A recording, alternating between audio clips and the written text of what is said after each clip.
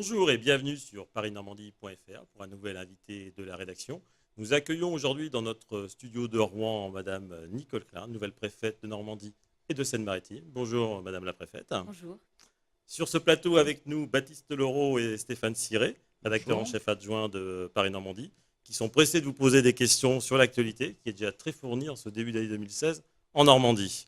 Alors, la parole à Baptiste, qui va démarrer avec vous cette première partie d'émission, qui sera consacrée aux questions de justice, de sécurité et d'immigration. La première question à la préfète concernera les migrants. La situation à Calais est explosive. À Dieppe, la situation n'est pas aussi explosive qu'à Calais, mais elle devient quand même préoccupante, avec un nombre accru d'arrestations et de passeurs et de réfugiés. En 2001, l'État a fait le choix de fermer l'antenne de la police aux frontières à Dieppe. Est-ce que c'était une erreur et est-ce que éventuellement une réouverture est envisagée? Bon, d'abord, il faut comparer des choses comparables. Et heureusement, Dieppe n'est pas comparable à Calais. On en est entre 40 et 80 migrants, ce qui est multiplié par 1000, par 100, pardon, par 100 à Calais. On a fermé la PAF, mais la PAF est toujours présente, puisque les forces de police, heureusement, elles se déplacent là où on en a besoin. Donc, elle est très présente sur Dieppe. Moi, j'ai donné des consignes en ce sens et on fait tout, les gendarmes également, la police aussi, pour arrêter les passeurs et pour limiter un phénomène qui pourra s'amplifier, mais dont on est conscient. Donc on sera vigilant sur Dieppe et sur les autres ports normands qui pourraient présenter le même type de problème de relations transmanche. Donc heureusement, on est très loin de l'abcès de fixation que constitue Calais. Autre sujet de préoccupation de l'État, préoccupation majeure, c'est le terrorisme. Prochainement, le Parlement devra s'exprimer sur une prolongation de l'état d'urgence.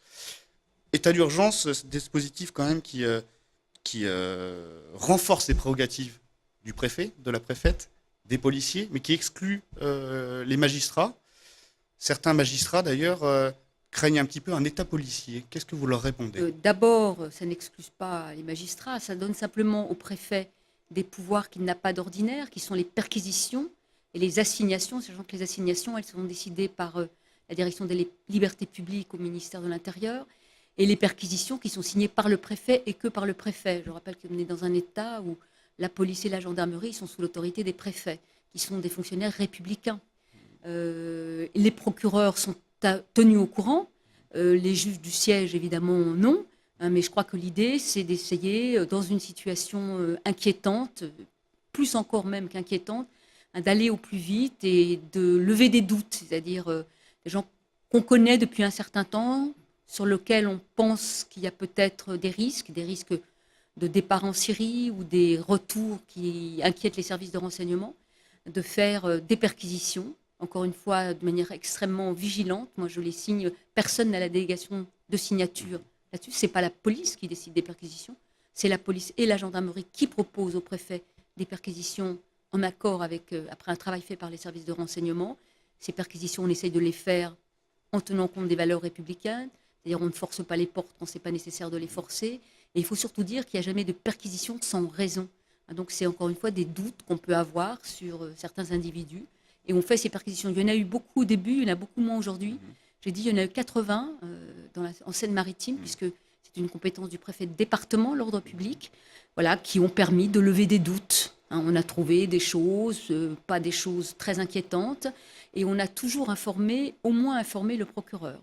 Voilà, après, il y a des décisions, il y a eu très peu de recours contre ces décisions. À ma connaissance, il y a eu une assignation à résidence qui a été annulée par le tribunal administratif sur 5.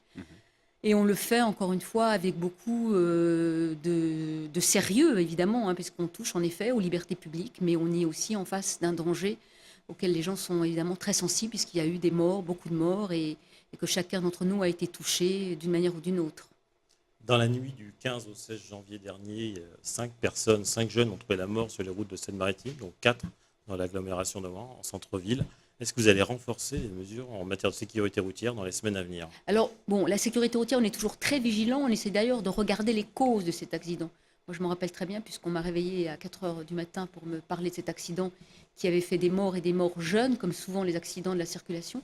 Et il semblerait que ces jeunes, ils avaient bu, sous réserve hein, d'enquête et de précision, mais enfin, c'était des gens, et en tout cas, dans tous les cas, qui roulaient trop vite, qui roulait très vite dans un endroit où, me dit-on, souvent à Rouen, on roule très vite. Donc on va essayer de renforcer la présence policière à cet endroit-là. Mais la sécurité routière, c'est un travail constant. On ne peut jamais lever le pied. Il faudrait que les automobilistes lèvent le pied et que la force de sécurité ne le lève jamais. Mais voilà, il y a tout, et c'est toujours les mêmes causes, l'alcool, La la vitesse. vitesse, voilà. Hein, donc c'est terrible et on suit les chiffres semaine après semaine. Encore une fois, en plus, ça touche souvent des gens très jeunes. Et on continuera d'être vigilant, aller sortie de boîte, sur la route. Enfin, on n'arrête jamais. Vous parliez de drame de la route. Il y a eu un autre drame au mois de décembre, avant votre prise de fonction. C'est la mort de Julien Tesquet et Élise Fauvel, qui ont été victimes d'un crime. Bon, les autopsies ont révélé qu'ils étaient morts par strangulation et que la jeune femme a été violée. Il y a un suspect qui a été appréhendé. Il s'agit d'un Rwandais né en Ouganda, qui avait été condamné en 2011 pour un viol par la cour d'assises de Seine-Maritime à 8 années d'emprisonnement.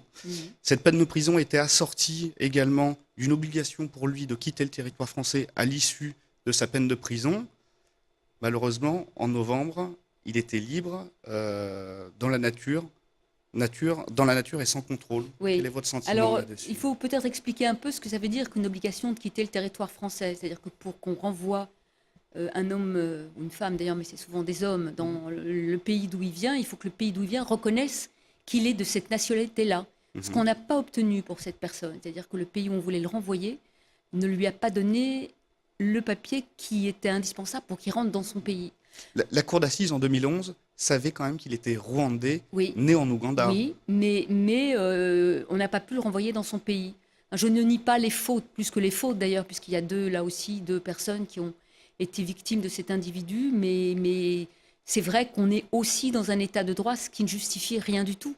Hein, puisqu'en plus, apparemment, il est sorti de prison plus tôt que prévu, un peu plus tôt. Oui. Enfin bon. Dans le cadre des remises de peine Voilà. qui se font Voilà. Alors, naturellement, il n'y a pas eu garde- d'excès de la part du juge des Voilà. libertés. Et de il y a eu détention. la possibilité pour la préfecture de le renvoyer dans son pays, parce que le pays où on devait le renvoyer disait mais non, il n'est pas de chez nous. Et ça arrive, hein, puisque vous savez que c'est il ne suffit pas d'avoir une obligation de quitter le territoire français pour quitter le territoire français. Donc je ne cherche pas d'excuses, j'essaye d'expliquer. On est maintenant, puisqu'on essaye de tirer les leçons de ce qui s'est passé, très vigilant, hein, surtout les personnes qui ont un OQTF, c'est aussi les préfets qui signent les obligations de quitter le territoire français et qui sont considérés comme dangereux. Donc on fait tout pour que ça ne se reproduise pas. Et encore une fois, je peux comprendre ce que les familles ressentent. Je le ressens moi-même. Mais voilà, c'est terrible. Mais voilà ce qui s'est passé. Encore une fois, on essaye d'en tirer les leçons dans la manière dont on traite en particulier les étrangers qui sortent de prison. Avant d'attaquer la deuxième partie de l'émission avec Stéphane Ciré, avec les sujets sur la réorganisation de l'État en Normandie, je voudrais vous poser quand même une question d'actualité sur la crise agricole qui est repartie de plus belle ces derniers jours, après avoir connu un pic à l'automne dernier. Le préfet de l'Eure, René Bidal, a reçu dernièrement les agriculteurs qui n'en peuvent plus, en colère.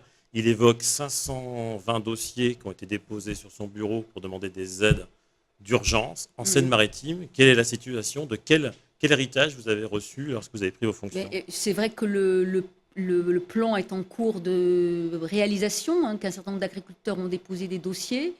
On m'annonce une manifestation pour jeudi, une demande d'entrevue, d'entretien.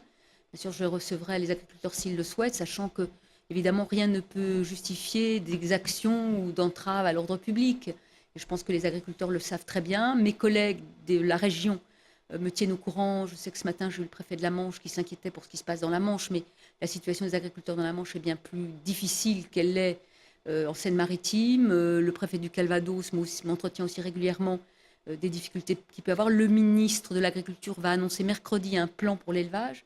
Oui, il a annoncé d'ores et déjà aujourd'hui quasiment 290 millions d'aides vraiment qui vont être débloquées. Voilà, dans les jours à venir. donc on va regarder et on suit de très près la situation des agriculteurs de la région.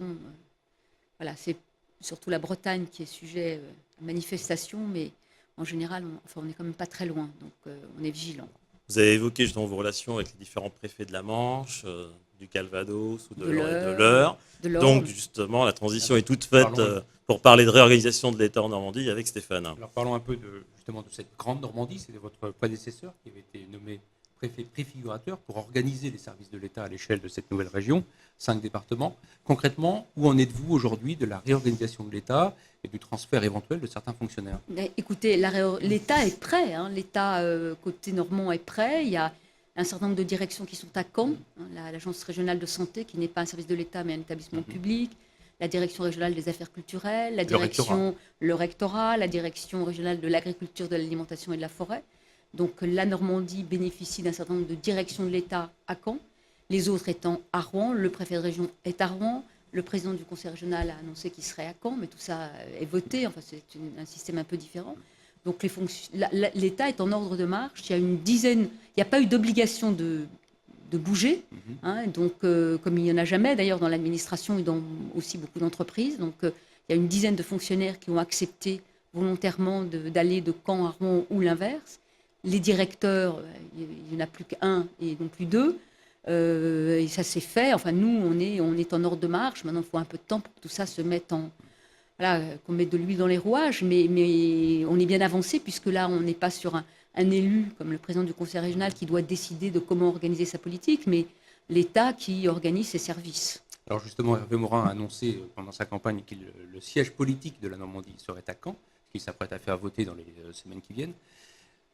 Le siège politique à Caen, le siège administratif, le chef-lieu à Rouen. Est-ce que finalement c'est une solution un peu bicéphale? Est-ce que cette solution-là, elle est durable dans le temps? Est-ce qu'elle est gravée dans le marbre? Non, je pense que pas grand-chose est gravé dans le marbre sauf la République, j'espère. Nous, État, le choix qui a été fait, c'est que la capitale, le siège administratif serait à Rouen. Et puis après, je pense que c'est un défi pour les élus et pour l'État aussi d'ailleurs de faire vivre cette Normandie. Mais est-ce qu'on peut imaginer qu'à un moment donné, élus et administration d'un autre côté se concertent et se disent finalement c'est un constat d'échec, ça ne marche pas, ce système bicéphale, on va tout remettre dans un endroit? Non, mais je pense que ce n'est pas comme ça qu'il faut raisonner parce que la région a des pouvoirs, le préfet a d'autres pouvoirs, ce n'est pas les mêmes, on a des sujets convergents sur lesquels on travaille ensemble, mais par exemple les sujets régaliens sont des sujets de préfet, on ne fait pas tout ensemble, on fait un certain nombre de choses ensemble, toutes les politiques contractuelles, mais il y a des missions du préfet qui ne sont pas du ressort du président du conseil régional et inversement. Donc c'est surtout sur les missions qu'on a à faire ensemble, qui sont des missions économiques, d'aménagement du territoire, d'emploi, de formation, où il va falloir travailler ensemble, mais on peut travailler ensemble, les uns étant à Rouen et les autres à Caen. On peut trouver des points de rencontre, mais on ne fait pas la même chose. On fait des choses ensemble, mais on fait des choses différentes aussi. Vous avez évoqué le transfert de certains services, par exemple l'Agence régionale de santé, la DRAC, la Direction régionale des affaires culturelles, qui sont basées à Caen désormais. Il reste un flou autour de l'installation du siège de la Direction interrégionale des douanes, qui a été annoncé très vite sur Le Havre, au plus grand plaisir de voir Philippe, son maire. Et la semaine dernière, lors de CE, il s'interrogeait toujours sur la finalité, puisqu'il y a eu une communication différente de la part de la Direction des douanes, qui a dit, voilà, la partie recette va au Havre, mais la direction reste à Rouen. Qu'en est-il exactement? Vous savez, les douanes, c'est un service du ministère de l'économie et des finances. Donc, mais pour moi, oui, la réponse doit être celle que vous venez de dire, une partie à Rouen, l'autre partie au Havre. Bon, c'est vrai, voilà. Vraiment, je ne sais pas. Je serai vigilante, mais pour l'instant, un certain nombre d'administrations cherchent. Ce que la DRAC à Caen, c'est parce qu'il y en avait deux, il n'y en a plus qu'une. Hein. C'est pas que la DRAC a déménagé de Rouen à Caen, c'est que le DRAC, le directeur régional, est à Caen, comme le directeur régional, c'est d'ailleurs une directrice de l'ARS, est à Caen. Mais il y a dans les deux cas, il y a des antennes, dans un cas à Rouen ou à Caen. Hein, il y a souvent dans les deux endroits des fonctionnaires qui travaillent sur ces questions-là. Vous conservez des fonctionnaires de la DRAC quasiment sous votre toit. Quelques-uns. J'aurais besoin de quelques bureaux, vous me donnez des idées. Je dirais que c'est vous. Hein. Alors, sur un autre sujet, des élus de gauche et de droite, qu'ils soient au Havre, à Fécamp, à Lisieux, à Honfleur ou à Deauville, plaident depuis de longs mois pour la création d'un pôle métropolitain de l'Estuaire. Votre prédécesseur n'était pas très enclin à signer le document qui permettrait la naissance de ce pôle. Vous, quelle est votre position sur ce sujet-là? Est-ce que vous avez rencontré Édouard Philippe, notamment, Estelle Grelier également, qui est partie prenante dans ce dossier-là, et que va-t-il se passer maintenant? Y a-t-il un calendrier qui est fixé? Mais écoutez, l'intercommunalité, c'est quand même essentiellement une affaire d'élus. Hein, il faut que les élus se mettent d'accord sur des projets, même si... Ils le sont. Pas tout à fait, non. Sur le pôle métropolitain, il y a certains qui veulent un pôle métropolitain sur Caen. il y en a qui veulent un pôle métropolitain sur le Havre, il y en a qui veulent surtout pas de pôle métropolitain. Si les élus arrivent à se mettre d'accord, Dans le cas de l'estuaire, ils sont plutôt d'accord. pas tous, il y a les deux côtés de l'estuaire. Donc moi, quand j'ai dit et je redis que je pense que le pôle métropolitain, c'est une assez bonne idée, que c'est le sens de l'histoire, qu'en plus un pôle métropolitain, c'est un syndicat mixte, c'est pas un établissement public de coopération intercommunale, que si les élus arrivent à constituer un groupe d'élus de communes et d'interco qui sont favorables à l'idée, ça me semble logique qu'une grande ville attire, mais il y en a qui sont attirés par les grandes villes, puis il y en a qui ont peur des grandes villes. Donc, mais encore une fois, c'est une affaire d'élus. Simplement, pour le métropolitain, il faut l'accord du préfet. J'ai simplement dit que je laissais aux élus faire leur travail Et vous donnerez votre accord le moment venu. S'ils sont d'accord, s'ils arrivent avec... c'est comme je vais présider le 11 mars la réunion sur la coopération intercommunale. Le préfet, mon prédécesseur, a fait une proposition qui divise les intercommunalités par 2. Pour que le projet ne passe pas, il faut que 2/3 des membres de la commission, qui est bipartisane, mais ce n'est pas seulement un clivage droite-gauche, c'est beaucoup plus compliqué que ça. C'est aussi les petits, les gros, les urbains, les ruraux, enfin vous voyez. Et donc il faudrait que 2/3 ne soient pas d'accord sur les mesures, ce qui est une majorité très difficile à atteindre, et puis on va finir par diviser les intercommunalités par 2. C'est pas tellement le problème, c'est pas le nombre des intercommunalités, c'est l'intérêt général, c'est-à-dire faire des projets. Je pense que les citoyens sont d'ailleurs beaucoup plus ouverts à l'intercommunalité que les élus, parce que le citoyen, il a besoin d'un certain nombre de services, il se rend compte Il y voit clair également. Voilà, il y voit clair. Non, le citoyen a besoin d'y voir clair. Non, oui, mais c'est je pense que le citoyen, il se pose la question, j'ai besoin d'un certain nombre de services publics, qui va m'assurer que ces services publics, c'est ça le citoyen, et qu'aujourd'hui, un maire d'une petite commune a quand même peu pouvoir d'agir, alors qu'une intercommunalité en a. Et ça rentre petit à petit dans les esprits, puisqu'au début, il y avait une très forte opposition dans tous les départements à rassembler les intercommunalités. Et puis finalement, je pense que ce matin, je regardais avec mes collaborateurs, il y a encore quelques petits sujets, mais pas majeurs. Donc on verra se développer ces intercommunalités. Pierre-Henri Maccioni, votre prédécesseur, avait été nommé par le gouvernement préfet coordonnateur de la vallée de la Seine, Oui. qu'on appelle traditionnellement l'axe Seine. Oui. Vous en héritez. Oui. Est-ce que finalement, vous n'héritez pas d'un dossier qui est un peu en panne quand même? Bah, écoutez, comme ça, je pourrais le faire redémarrer. Donc il est en panne. Non, je pense que c'est un dossier très compliqué. Moi, j'ai lu le rapport Attali qui date de 2010 sur la Seine, que m'avait conseillé le sous-préfet du Havre. Donc, je vois bien la problématique de la Seine. En plus, comme j'ai été préfète de Seine-et-Marne, je vois le bout, vous voyez. Donc, je remonte le fleuve comme je descends la mer. Donc, je vois les sujets. François Philizot, qui a été chargé d'une mission, vient me voir la semaine prochaine. Donc, il présentera d'ailleurs au service de l'État l'évolution de sa mission. Donc, c'est un dossier qui avance lentement, mais comme j'explique souvent, les dossiers d'aménagement du territoire, ça ne peut pas avancer vite. Il faut que les gens se mettent d'accord, et on est dans un pays où les gens prennent du temps pour se mettre d'accord, mais après, s'ils sont d'accord, les dossiers avancent. Donc, c'est un dossier qui ne peut qu'avancer, parce que c'est aussi l'avenir de la Normandie. Alors, il y a un sujet qui préoccupe beaucoup les Normands, c'est celui du transport ferroviaire, notamment sur la ligne Paris-Rouen-Le Havre. Vous êtes membre du conseil de surveillance de la SNCF et vous avez pu constater, vous nous l'avez dit l'autre jour, que finalement, cette ligne, il y a quelques défaillances, avec des retards chroniques. Qu'est-ce que vous pouvez faire, vous, en tant que membre du conseil de surveillance, pour que cette situation évolue enfin? Écoutez, moi, je suis en effet membre du conseil de surveillance. Je ne suis pas sûre que j'aurais dû le dire, mais maintenant que je l'ai dit, j'assume. On est 14, et il y a aussi le sénateur Merveille-Bernet. Moi, j'y suis au titre du ministère de l'Intérieur. On est là d'ailleurs, parce que comme on représente les territoires, on est là pour exprimer la vie des territoires.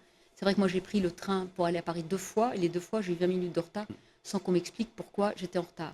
Puis j'ai été sur la ligne Amiens-Paris, où c'était à peu près la même chose. C'est d'ailleurs plutôt mieux Rouen-Paris, toutes choses égales par ailleurs. Ça fera peut-être plaisir aux Normands, moins aux Picards, mais je ne suis pas sûre qu'ils m'écoutent aujourd'hui. La SNCF, elle a des explications. Elle dit on a construit des lignes à grande vitesse, on n'a pas pris assez soin du matériel, il y a des problèmes de conducteurs. Non pas qu'ils ne veuillent pas embaucher, mais il faut former des conducteurs. C'est un métier très qualifié. Donc la SNCF, moi j'ai eu souvent l'occasion de le dire en conseil de surveillance, comme d'autres, comme tous ceux qui représentent les territoires, puisqu'il y a aussi des représentants des conseils régionaux. La SNCF dit oui, on est bien conscient de ça, on va faire. Bon, je vous rappelle que la SNCF, ce n'est pas l'État, c'est un établissement public, industriel et commercial, mais dont l'État est le principal actionnaire. Voilà, donc, et qui doit définir des enjeux à l'international et intérieur. Et je crois qu'ils ont bien conscience des difficultés. Je sais que le président du conseil régional On a parlé au Premier ministre, on a parlé au président de la SNCF. Je le fais moi aussi, mais là aussi, il n'y a pas de solution rapide et simple, mais je crois qu'il faut le dire et je le dirai comme je le dis sur votre antenne. Alors, une dernière question liée à l'actualité. Il va être de plus en plus difficile en Normandie d'intégrer une classe bilingue pour les collégiens, puisque la ministre a décidé d'en supprimer un certain nombre, 77% pour l'ancienne Haute-Normandie, à peu près 95% pour l'Académie de Caen, quasiment aucune en région parisienne. Est-ce que vous comprenez cette décision? Si j'ai bien compris, puisque je vous rappelle que le recteur n'est pas sous mon autorité, c'est les propositions des recteurs qui ont été retenues. Voilà, donc moi j'ai été aussi étonnée par les chiffres normands. J'ai rencontré la rectrice de Rouen, j'ai rencontré le recteur de Caen, qui est le recteur de région. Oui, vous leur avez fait part de votre non, surprise parce que ou de- je les ai vus avant de voir cet état de choses, mais je pense qu'ils ont dû faire des propositions. Je ne sais pas, encore une fois, l'éducation nationale, surtout ce qui est pédagogique, ça relève de l'éducation nationale. Peut-être que ça devrait relever des préfets, mais L'avenir le dira. on verra. Oui. Eh bien, Madame la Préfète, je vous remercie d'avoir passé ce moment avec nous sur ce plateau de télévision. Et à très bientôt sur parisnormandie.fr pour un nouvel invité de la rédaction. Merci. Merci.